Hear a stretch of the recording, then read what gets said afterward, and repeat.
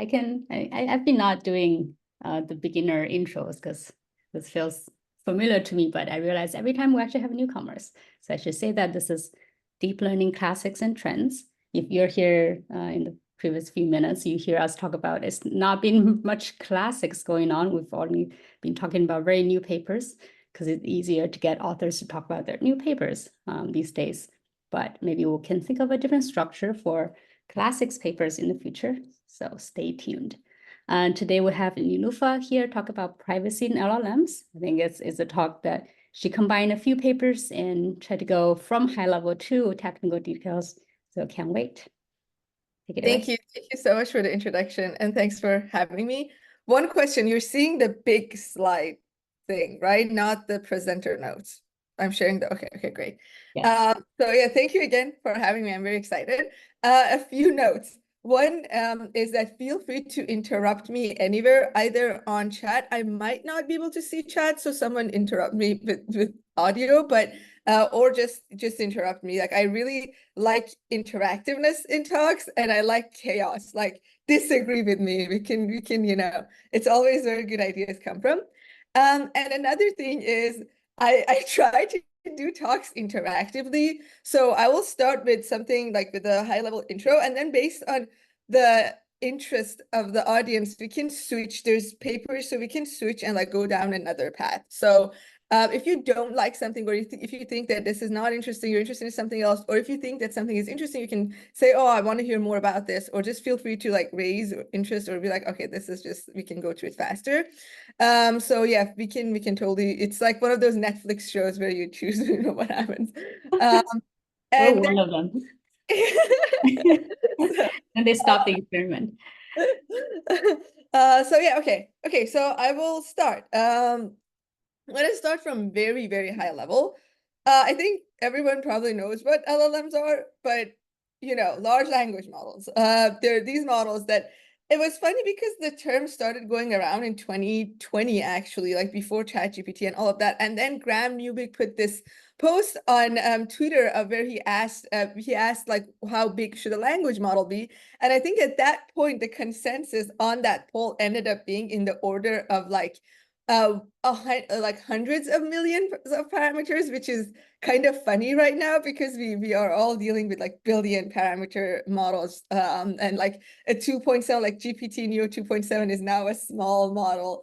But yes, so that's where it came from. But in the context of everyday discussions, we're mostly talking about ChatGPT right now, or models like Llama. So usually conversational instruction tool models that people would be dealing with.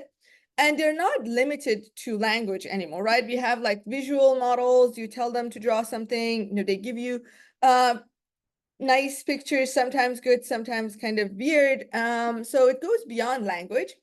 But what is it that makes them really, you know, important right now? It's one thing is the number of people that are using it. So I think it's gone from just being a research topic to an actual product. So like something that was in a research lab is now a user-facing product really fast. And like one statistic that I find really interesting is that ChatGPT has over 180 million monthly users, and it actually got to 100 million users in less than 5 days, which is only like, it's only second to Instagram, like Meta's Threads. And the only reason that Meta's Thread got that much was that for a while, when you logged into Instagram, they would like automatically send you to Threads.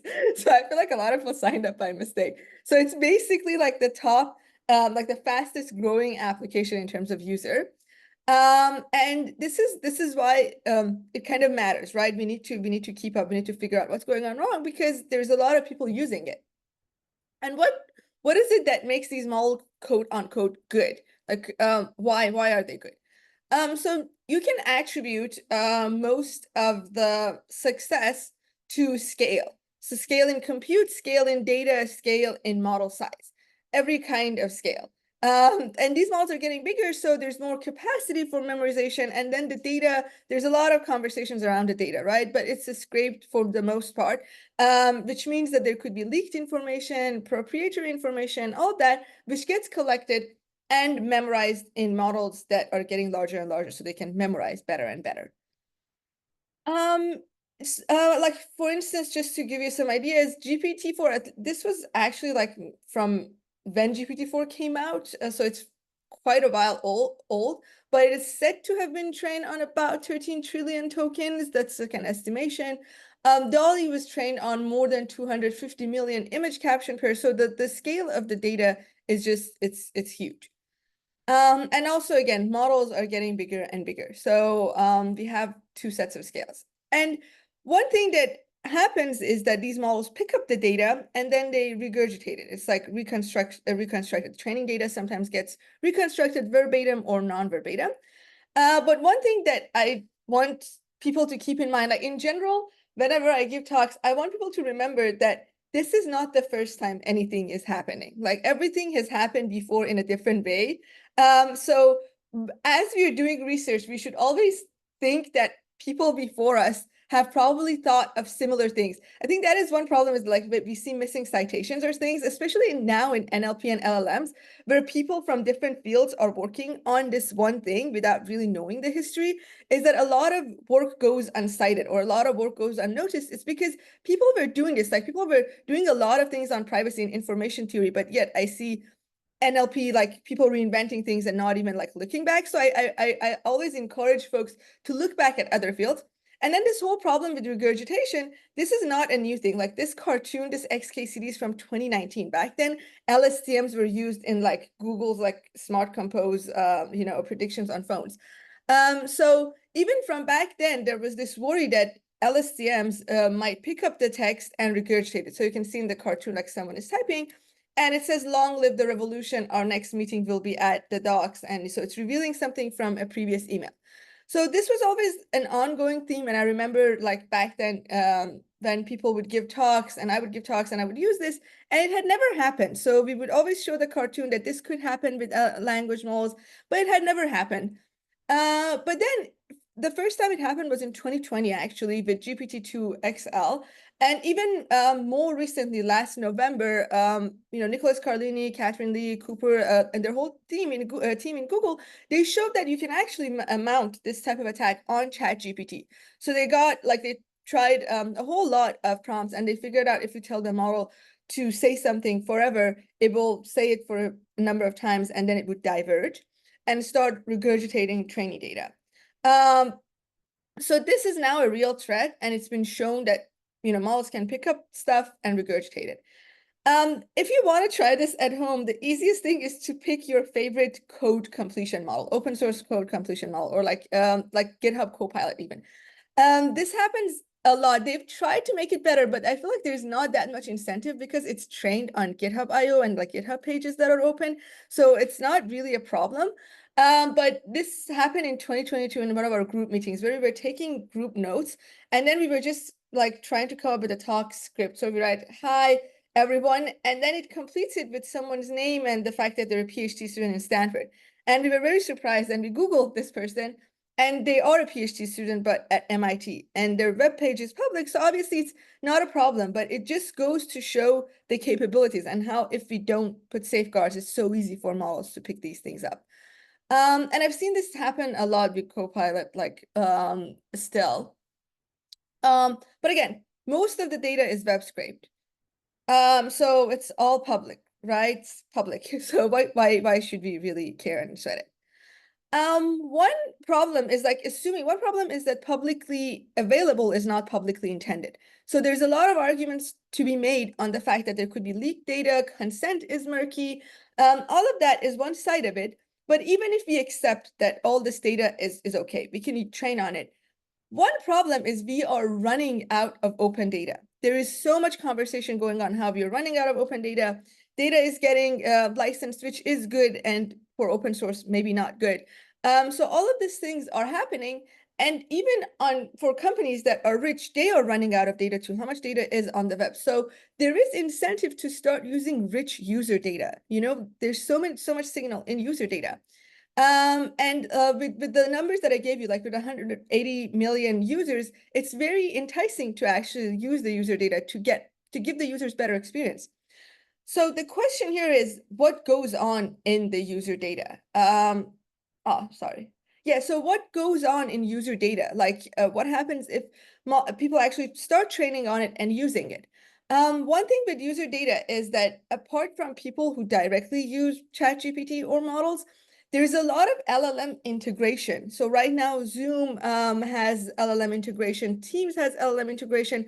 So we have all these plugins and agents that are going on in like meetings, trying to take notes, create to-do lists.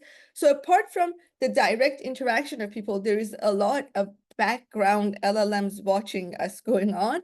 That is also going to be target to training if companies were to use this data, which honestly, like I have mixed feelings. Like, yes, companies should not train on your data, but at some point, if it's done responsibly and if you can actually use and benefit from it, maybe I get a better user experience. So I don't think we can just be like, okay, no, never. There is limits and it should be a trade-off. But let's like see what goes on in the data first. So what I want to talk to you about. Niloofar, Yes. can I ask a question? Just Yeah. to maybe get us started with questions. Has anyone worked on just like the basic ethical frameworks of how we should even be thinking about the ownership of data and the use of this data? Okay, so this is when one thing was last summer, I started looking at privacy outside CS and like differential privacy, and I was like getting it. So I looked at philosophy, cognitive science, psychology, and this is one thing that is very interesting about privacy is that it appears in different literatures with like different ways of people looking at it. Like sociologists are like, oh, privacy is freedom. It's being able to be who you are without being afraid of being judged. In psychology is like it's mental like safety. So it's many different things, and there is a lot of work from the policy side. I will touch upon a bit of it. There's work from Helen Nissenbaum that is kind of closest of like, oh, what is the like it's she's more of a like a philosopher and like a security researcher, and her whole theory is like what is the right frameworks to think about data sharing and like flows of information. So she sees data sharing as, is this flow of information appropriate or not? Is it okay? Like, what are the social norms governing this piece of information if it's shared with your doctor versus if it's shared with your friend? And there is also ethical. So there is a lot. Every time I look at literature and other fields, there is a lot of work. But in terms of work like directly like tailored towards text and LLMs, there isn't much. I've seen I can actually share all the papers in a list. There is work by Tianxi Li and collaborators out of CMU. Well, she's now at Northeastern, and she's done some. I really like HCI work when it comes to privacy, because one thing that prior work in the privacy literature has shown is that people's perception of privacy is different from their actions. Like people usually think they have good literacy, but then when you watch them in the wild, like like when you watch electrons, they behave very differently. So I can share those papers, but there is work, but there is nothing consolidated that is like, oh, these are the guidelines. I think people are still figuring it out, but there is cool HCI work. I have, I will share a list. Yeah, it's interesting. So I mentioned the kind of ownership of data, the value of data, and I think one place you can immediately jump is to privacy, but that's only one potential lens through which to view the value of data. So privacy is data is flowing and it might be sensitive and someone might want to stop it from flowing. But a completely different way of viewing the world might be data flowing is power flowing different directions. And you might want to steer your own stream of power or influence or eventually money, right? I think privacy is only one potential lens. I'm curious, in the chat, maybe if anyone has any leads on people working on kind of a broader view in which privacy would be a subset. Okay. I think I see what you're saying now. There is, okay, I'll share the papers. There's papers on data markets and how like you can put value on data, both in terms of its use and like, how privacy, like how people might want to, provide their data and they're okay with it. There is a paper that I was reading. It was saying that like the most expensive data is data about pregnancy. So people can opt in to share that data. It's like 18 cents per datum. I don't know how they count it. And then they would like, and then data about relationships was 10 cents. And then you can calibrate this. So there is work on that. I see what you're saying. I'll share it. There is this framework that divides people into privacy conscious, privacy carefree, and then privacy pragmatic. So privacy pragmatic are people who are willing to share data to gain something from it. It gets very interesting, the literature there. I've read some papers that are very interesting. I'll share them. But yeah, totally. It's a conversation to be had that like, how do data markets work? And it's also copyright and intellectual property, obviously. But I think with privacy, it's a bit different because it's private. Yeah. Yeah, copyright's an interesting lens, right? Copyright, there is no secrecy at all. There is simply ownership and a restriction on what you can do with that data, but it's completely not private. Carl asks in the chat for the name of that researcher you mentioned from, I think, CMU. I will share the papers, but Tianxi Li, she has a paper where she basically asked people, so she looked at people's interactions with LLMs, but she also asked people about why they do these things. So like, what do you think that this data will be shared? Or like, do you get a benefit? Like, did you share your private data with ChatGPT because of this? Would you have shared it? So it's a really nice, thorough human study that I can, yeah, I will share with Roseanne, and then I think she can distribute it. I think he might yeah. the Helen person, because I saw the chat before. So yeah, Helen Nissenbaum does contextual integrity, which I will also share.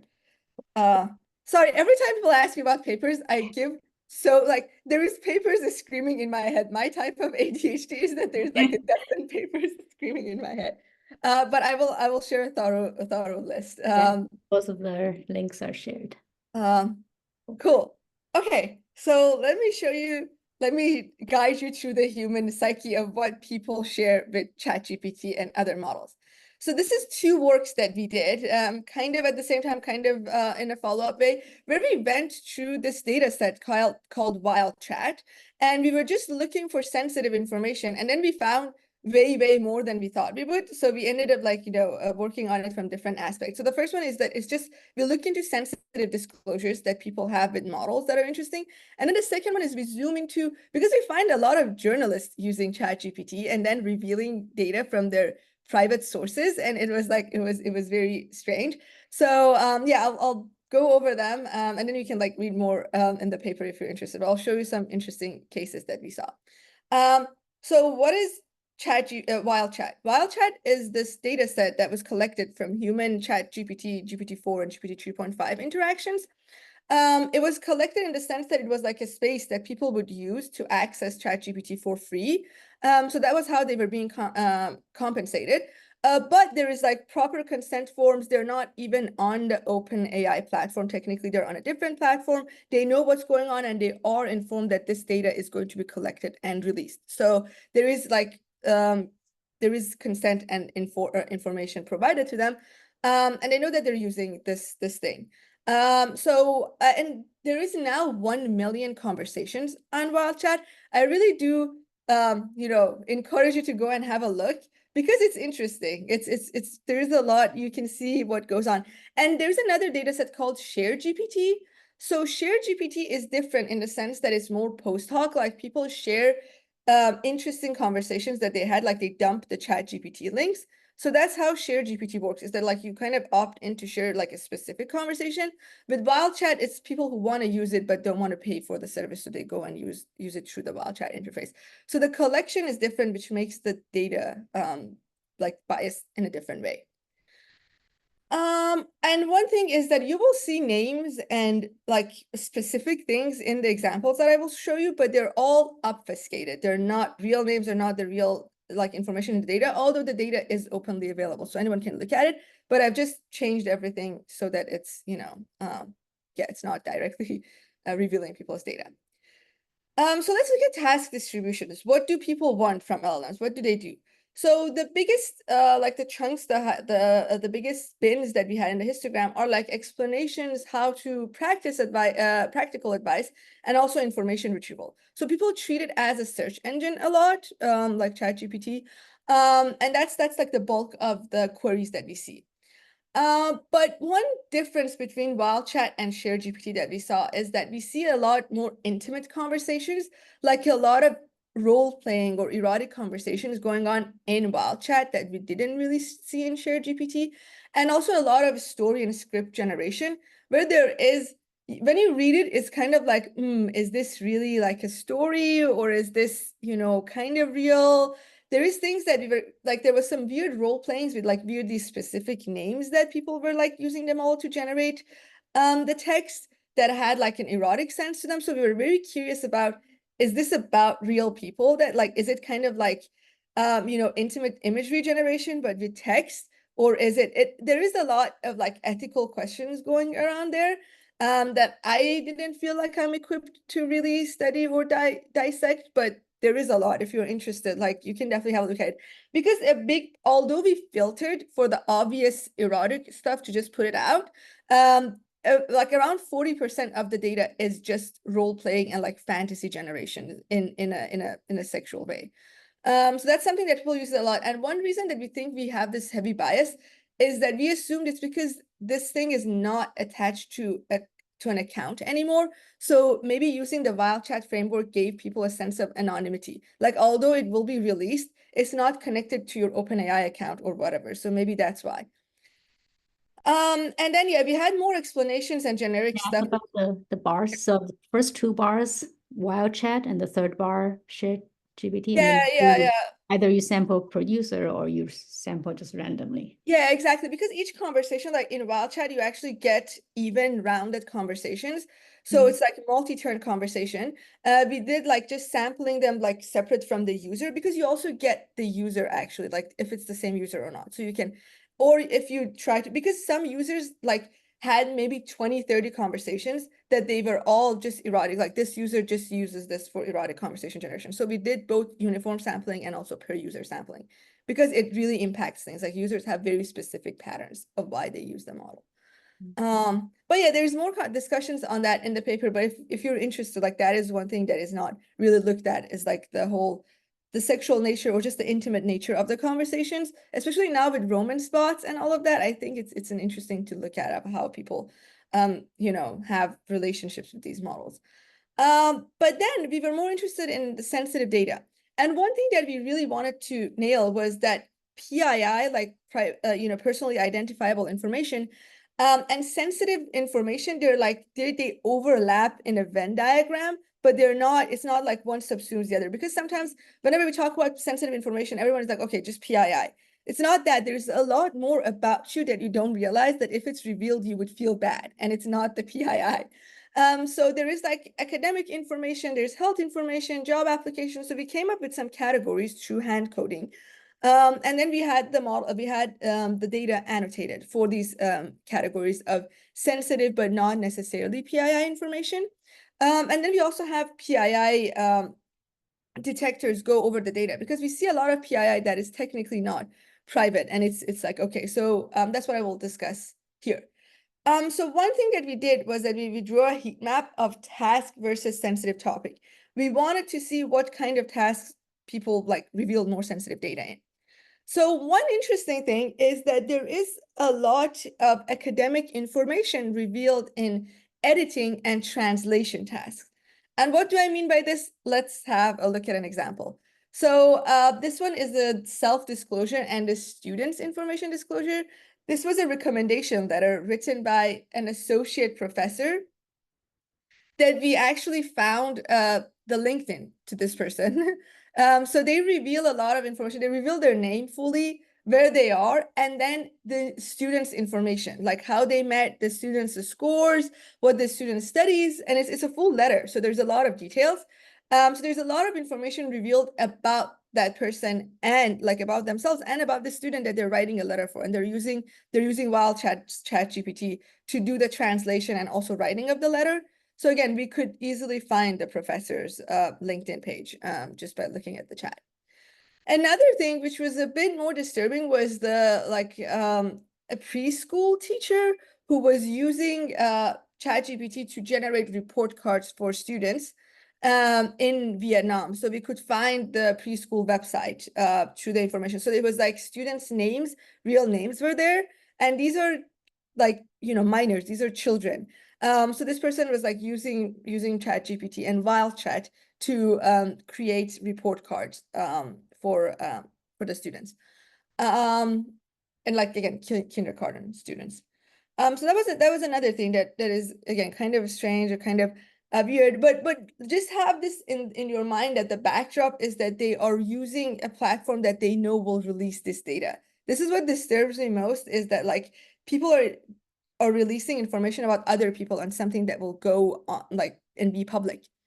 And another thing we looked at is, and we found interesting, there was a lot of information revealing in, which is very subconscious, is code. So you would think that, oh, what kind of private information is in code? We found a lot of API tokens. People dump the code to get debugged with the API tokens. There was like Telegram API tokens, OpenAI API tokens. I didn't test them to see if they're real, but I guess they are real. And then there is also a lot of names and emails, because in comments you you have like your email in your comments, or names, or people talking to their collaborators in the comments, and it all gets dumped. So there was a lot of there was surprisingly more than I would expect in the code domain as well, and for code editing and generation. And then there's obviously a lot going on in mental health and relationships and hobbies and activities. So one thing this is not directly sensitive in a sense, like we couldn't identify anyone, but it was interesting. I felt like if I had a friend, I would know that this is their data, because the question was like, I want to make a glass of canna milk. How much cannabis should I use? And I want my cannabis milk to be for microdosing. So it's very specific. And then in the rest of the conversation, there is a specific dosages that the person tries to adjust, which is, I don't know, I feel like if it were me, I would feel bad that this is released. And it's I had never even heard of cannabis milk, to be honest. So this was also interesting. So this is a type of thing that doesn't have any PII or any directly revealing information, but it has to do with like habits and drug use. And I would assume if this were to be linked back to an account, like the person would not really be happy. Okay, now going to PII, we saw the most number of PII in translation and text editing tasks. And I feel like that was a sense of people using the service being completely oblivious of what is happening. Like, I think a lot of times people just don't remember what is going on and that they're sharing this to like so many parties. So one example was that this person, this student at let's say Cambridge University, was trying to apply for a visa for their father. So they dumped passport numbers, visa numbers, information about their residence, when the term starts, what they're studying. So there is a lot of specific information about this person and their father in that thing. And they wanted ChatGPT to translate it so that they could send it to the embassy. And we found the student. So yeah, so that was another thing. So just to go over like all the stats, and there's way more interesting and just questionable things in the paper. But just to summarize is that we found some type of sensitive information in 21% of the queries. And we found that the text editing or writing tasks have the bulk of the PII that is linked to sensitive information, so 34%. We also found that translation and code editing have a high number of sensitive information revealing, which was not what we would expect out of these two categories. But that was also interesting. And I just want to show you one example of a journalist using ChatGPT, which was super interesting to me. But if you're interested in more examples, you can look at the paper. So any questions so far? Okay. Okay, cool. So as I was going through the data, I found this query from a journalist who is asking ChatGPT, is like trying to write an article about the healthcare system in their country. So this is a Mediterranean country. And they have a conversation with a source who is a mother of a number of children, one of whom has this very specific illness. So what this person does is that they dump the WhatsApp conversation with the private source into ChatGPT and ask it to analyze it and write an article. So this is, and we have redacted the phone number, by the way, like everything we have, like it was there, like fully. And in this conversation, this is also part of the conversation. In the conversation, the mother actually states that, oh, please don't reveal this part of the information. It's okay to reveal this part of the information. And then the mother also gives the name of another mother who might be interested in talking. And then that person's name is also here in the data. So the conversation is fully there. And then the model outputs the article. And we find this online. So the person copy pasted the ChatGPT article and published it. And there is intervention, but I think we found like around 70% overlap. Like there's a Rouge score of like around 0.7 that like that matches the output from ChatGPT. So there is so many things wrong here, right? You get a private conversation with your source, you share it with ChatGPT and OpenAI, which is one thing. And then you do this using wild chat, which means this is now publicly available. And then you take that conversation and you barely like intervene in it, and then you publish it. So this, like when I found it, I was like, it's interesting that a journalist does this, right? Because journalists are the ones that would know better. Like I would assume that they would know more about data integrity. But yeah, this surprised me the most, honestly. And then we got curious, and with one of with a student in UW, and Natalie, we like she went through the data and she found, I think, 118 articles that she could match with like a reconstruction level of 60 to 70% to published articles. So we found way more of these. And it was mainly out of this agency and another news agency. So we found only 2 news agencies. But it was very, very interesting to find. And like, you know, yeah, I really don't know how to think of it, because I really don't know that much about like the ethics of journalism. Like I cannot pass any form of moral judgment of like, is it okay to have ChatGPT write an article for you? But I feel really weird about that WhatsApp conversation being shared and now being available online with all the information about the kids and everything. So yeah. Okay. So yeah, there's a high Rouge score, and this type of things like oversights happen all the time, right? Even at the beginning when ChatGPT came out, Samsung banned the usage because someone dumped a bunch of company secrets into the model. So like people just often forget that they're using a bot or a service, and they just end up revealing stuff. So any questions so far, by the way? There's a question in the chat asking, how is wild chat sign up users based in Vietnam and China? Could it be they don't understand fully the implications of using wild chat? Okay, that's a very good question. So one thing is, there in the paper we actually do a country per country analysis, because I was interested to see what countries, people from what countries use it. The sign up form is that you basically, I think you just need to like consent and you go in. There isn't any form of like identity verification or anything, and it is open to everyone. And one interesting thing for me was that I was looking through the countries, and you can see the histogram in the paper, and there were awfully like Iran was pretty high up in the list. Like most of the conversations were from US, and then it was China, and then it was Iran, and I'm Persian. So I was very curious of how people figured out this thing exists and why they're using it. Like it was so weird. And there was other countries that were like kind of strange to me. And then I thought about it and I realized something, that most US-based services are banned in Iran. So this is a wrapper that like people in Iran cannot use ChatGPT. It's sanctioned, like we are sanctioned by OpenAI. So they cannot use it. So this is a way for them to use it. So I feel like a lot of people from countries that don't have access to these services actually Googled it and figured out the service exists. So that's why there is so many queries from maybe like countries that are like developing countries. And again, the Iran part makes a lot of sense because it's just banned. Like there's no other way people can use it. Like, yeah, and I guess it might be similar to for other countries as well. Yeah. So anyone could sign up though. That's the thing. I hope that answers the question. There's also a question about, are these data leaks usually PII plus behavior or PII alone? One thing was that they're usually like the ones that have PII that we also filtered, like we filtered for organization names and stuff. We just try to keep things that are more private, like people's full names and then passport numbers, things like that. Those ones are often accompanied by a bunch more private data. But the ones that only have sensitive information and no PII, those are less. So we found the other way around more. But there is more analysis in the paper. Yeah. Do you hear noise on my end, by the way? Okay, great. Okay, good. Okay, cool. So yeah, there's just millions of plots in the paper. So feel free and like email us, reach out, and we'll give you like more data if you need. But it's very interesting, very curious.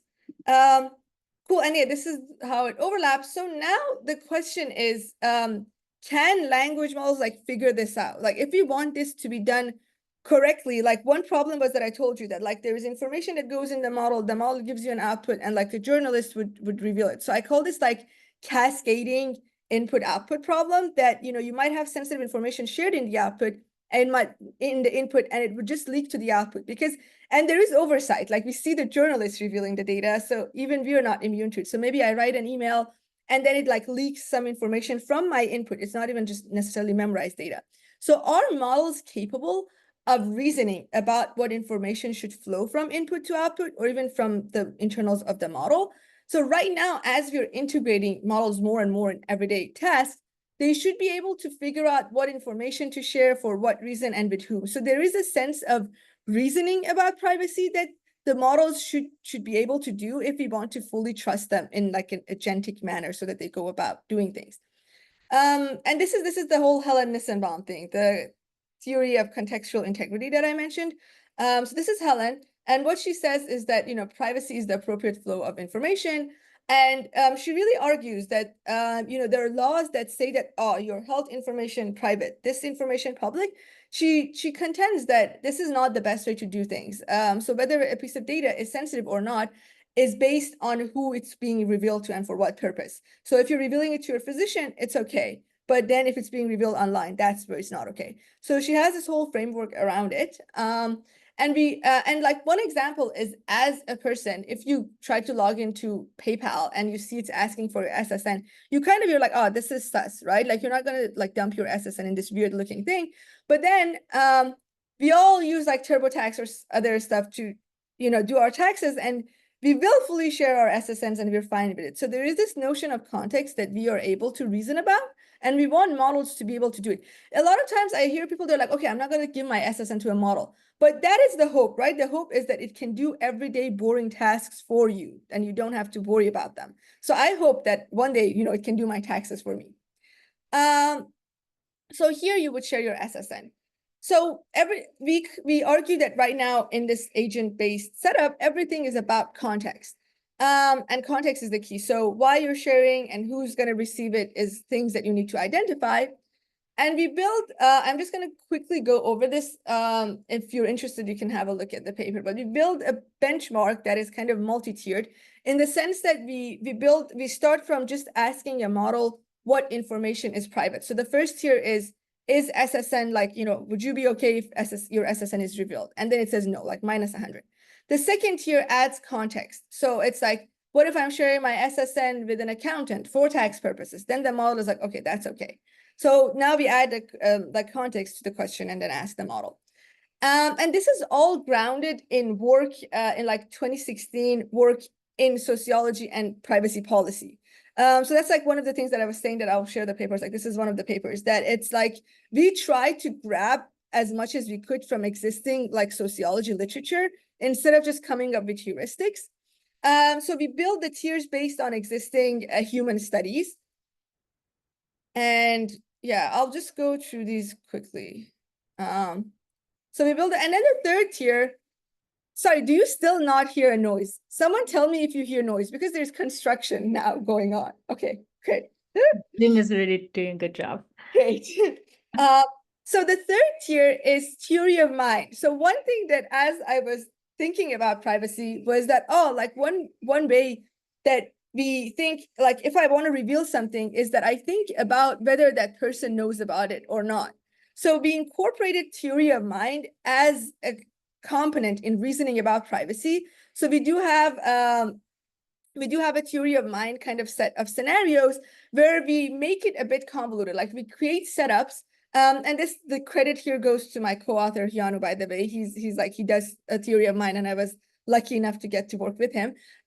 So we come up with these scenarios where it's something like Bob confides in Alice about secret X. Should Alice reveal secret X to Jane to make Jane feel better? So it's things like that where we try to see if the model understands theory of mind and social norms that go around secret sharing.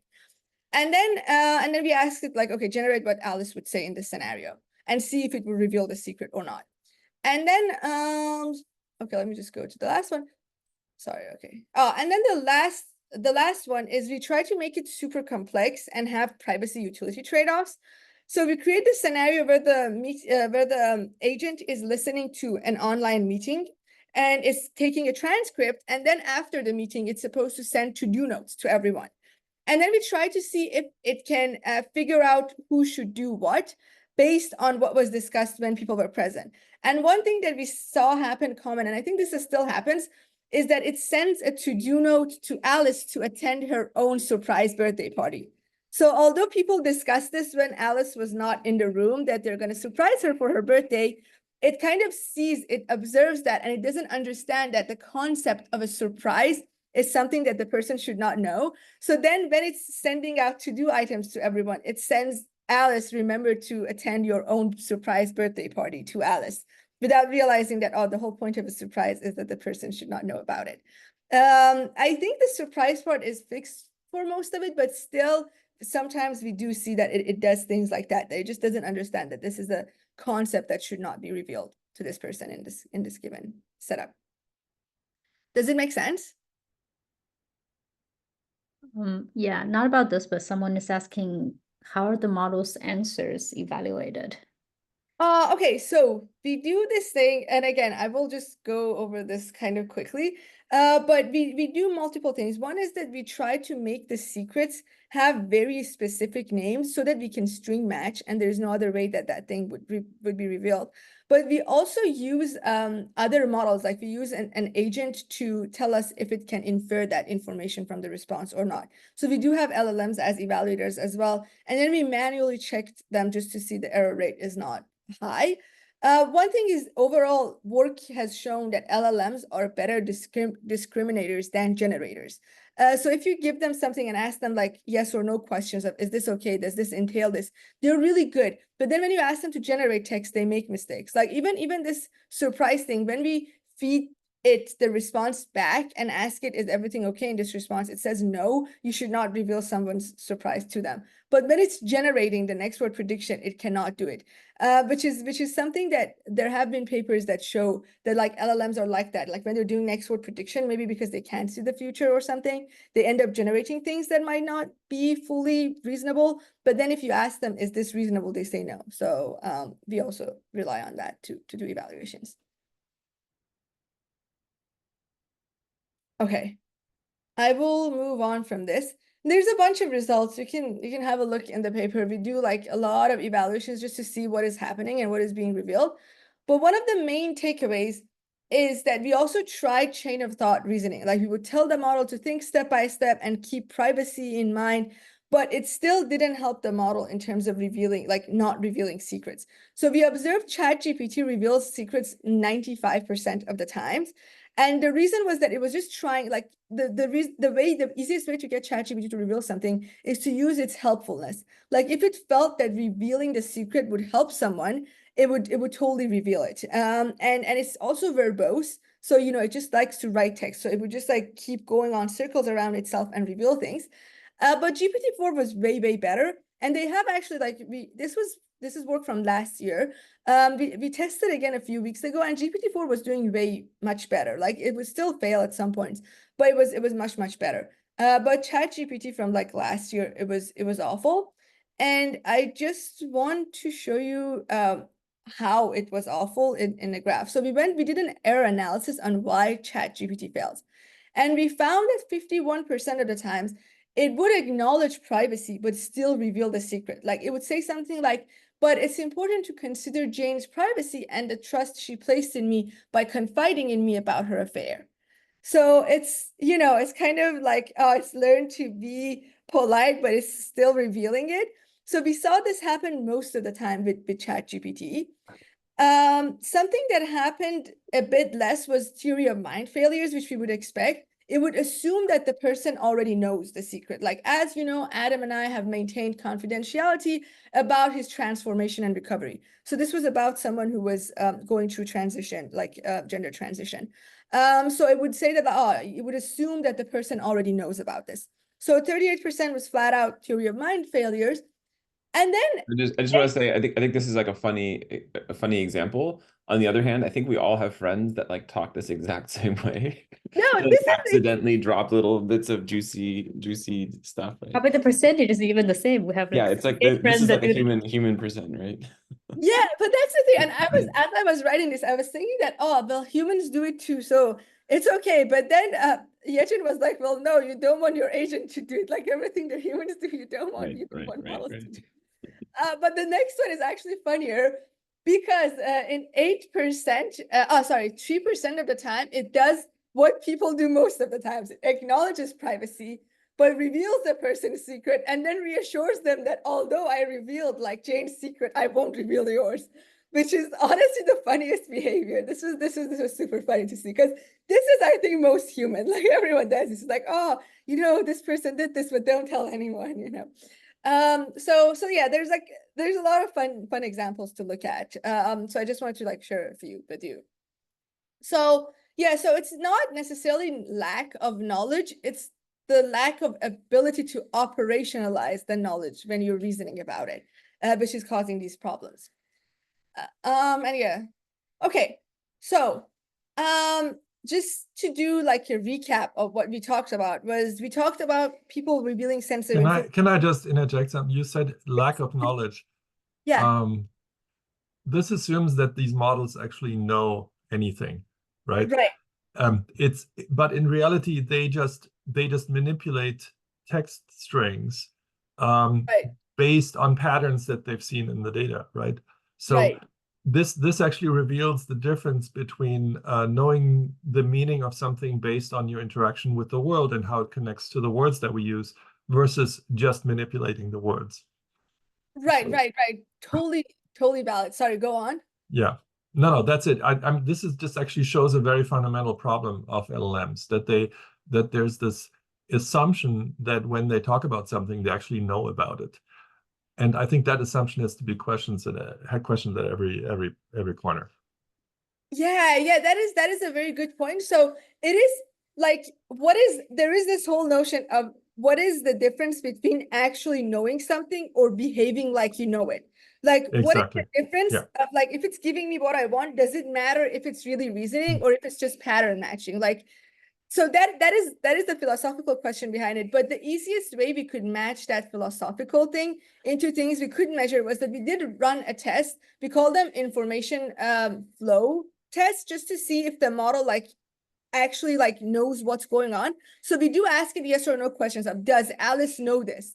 Does, you know, this person know this? So when you ask it questions like that, it actually tells you the correct response. So whatever next word prediction thing that it has picked up, it does give you those things correctly. But then when you ask it to generate a response, it completely like, you know, goes off the rails, which is also interesting because we do measure the error of how much like information is correctly like visible to the model. So if you look at the paper, we have that because we were also curious, like, does it not know that this person knows this or things like that? But your point is totally valid and separate. So yeah, but we tried to disentangle it, although it's really hard to disentangle.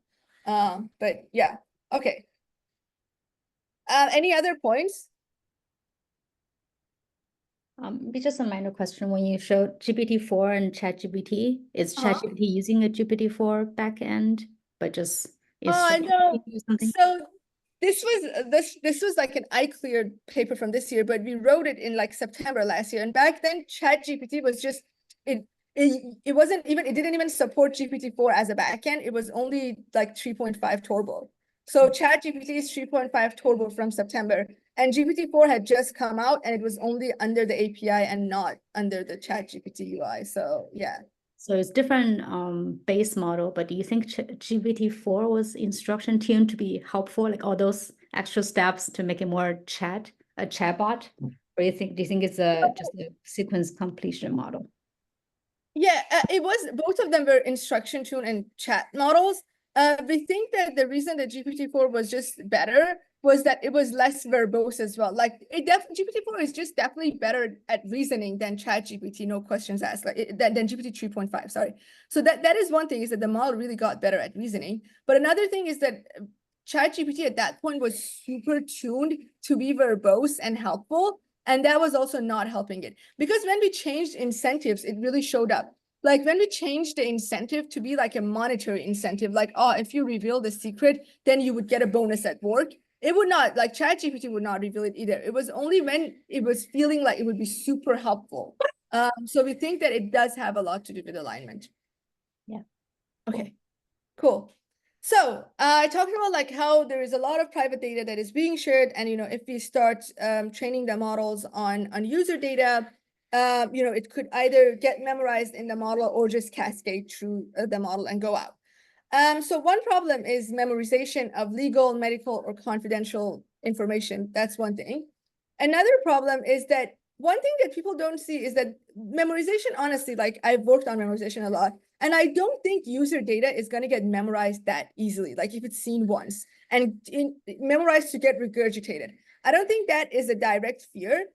But one thing is that this data is being collected and put in data stores. Like what if a data breach happens? And data breaches happen all the time. I feel like that is a bigger fear for me, like is a data breach, rather than the model like picking it up and regurgitating it. So that's another thing we should think about, is that all this information put in one place is a lot of power that is put in a data store over people.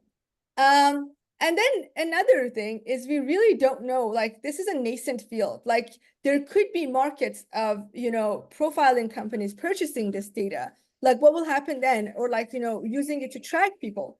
So that's another fear. And then another thing, so this is from the CMU paper that I mentioned, where they actually like ask people. And another fear that some people had is the human reviewers at OpenAI reading their personal data, which is also very interesting, that like people are actually conscious of what some strangers think about them. So that's one other reason that they're sometimes scared about sharing information. And then there is another aspect underlying all of this, is that even if I don't share my information, my friend might dump our, you know, like conversation on Telegram, like to the model, just so it summarizes it. So there's a lot of correlation and interdependency in data, which means you're losing control of your own data as well, which is another thing that to keep in mind. And then a lot of people are scared of using AI in their workflows because they're scared that they're, you know, like people that they work for, their employers would find out. So that's another thing, is that like, how would it be regulated for like businesses and for people to just have their mundane tasks done faster? So that's also just something to think about in terms of people's headspace. So are we out of time? If you can stay longer, I'm sure some people are able to, but some might have to leave. That's fine. Okay, yeah, I can totally stay longer. So yeah, so this is one, like we could end here actually with questions. There is just one more thing that about memorization that I could talk about. And I won't really get, well, I don't know, actually let's pause here and see if there is room for discussion and if people want to discuss something. That's a good idea. There's some questions in the chat, but feel free to speak up too. Actually, maybe I'll stop recording so people feel free. Yeah. Okay.